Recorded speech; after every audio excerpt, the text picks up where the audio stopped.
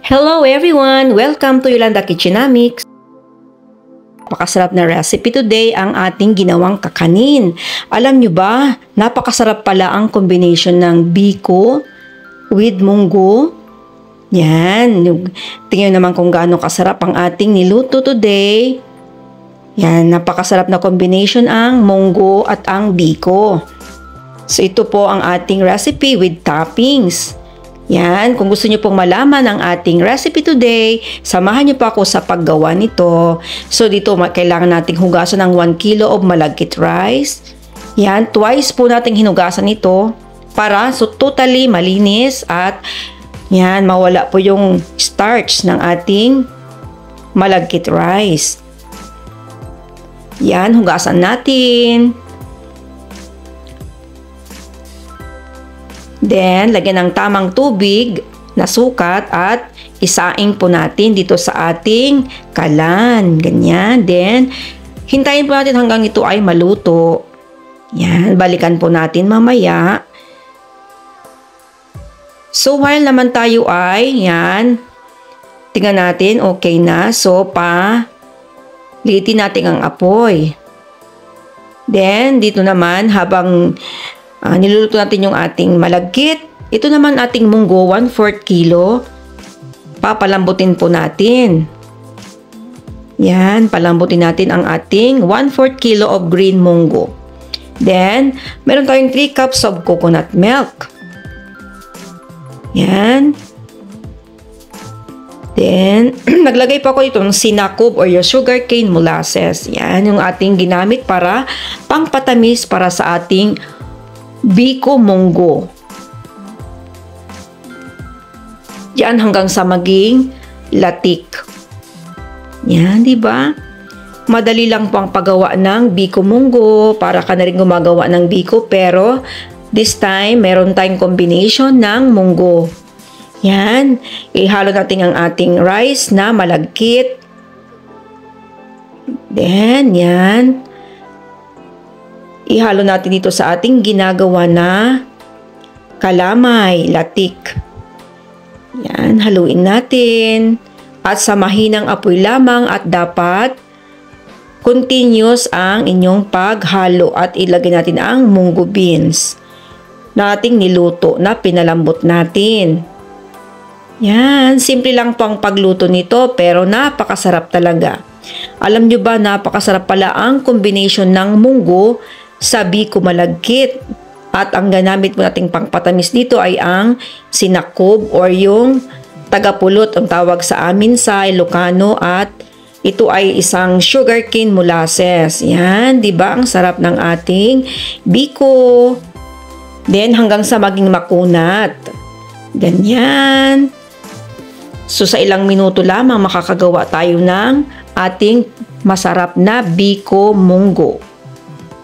Yan. Kung di nyo pa na-try ang recipe nito, i-try nyo po at siguradong magugustuhan ninyo ang ating recipe na biko munggo kakanin.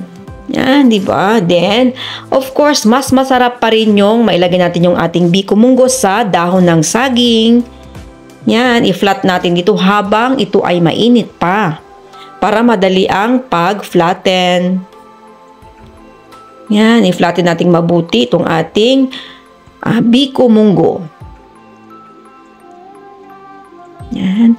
At dito po, dahil gusto ko pong magkaroon siya ng aroma mamaya, meron tayong gagawin dyan. So before that, ito muna gawin natin ang ating toppings. Parang yema siya, yema toppings, pero may twist dahil lalagyan natin ng yan, lalagyan ka ng sweet corn kernel. Yan. Dahil meron po kong natira na sweet corn kernel dito sa aming ref, yan, tiranay kong ilagay pero ang sarap pala. Yan, napakasarap ang combination nito. Nalagyan ko po yan ng milk na condensed with butter at ang egg yolks. Yan. So yan, luto na. Ilagay natin po sa isang lalagyan. Then, yung twist po nito, yung ating biko malagkit, ini-oven ko sandali para yung amoy na at aroma ng saging, yan, nandyan. Then, kasi nilagay natin sa oven. Medyo niluto natin ng konti doon, mga 10 minutes lang na inilagay ko sa oven para lang yung amoy talaga ng dahon ng saging. Yan. Masarap kasi yung may amoy ng dahon saging basta pagdating sa mga biko. Kaya nilagay ko po ito sa oven for just 10 minutes. 10 minuto po natin inilagay doon. As in-slice natin at yan, ready na for our snack. Yan, di ba?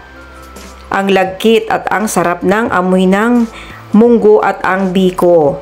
Then, yung aroma ng ating daon ng saging, nagpapasarap din dito sa ating kakanin. Kung sino po sa inyo yung gustong matry yung ating recipe nito, yan, sundan nyo lang po yung steps at napakasarap. So, meron tayong toppings na ginawa itong ating yema toppings, yan, with matching sweet corn. Ang sarap, di ba? Yan. Dahil po yung aking biko dito ay hindi po siya yung type na matamis, kaya ginawan ko po ng toppings. Para at least yung tamis niya nandun sa toppings.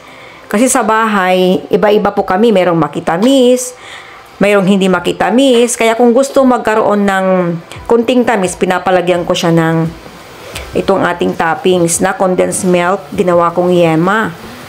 Yan, di ba?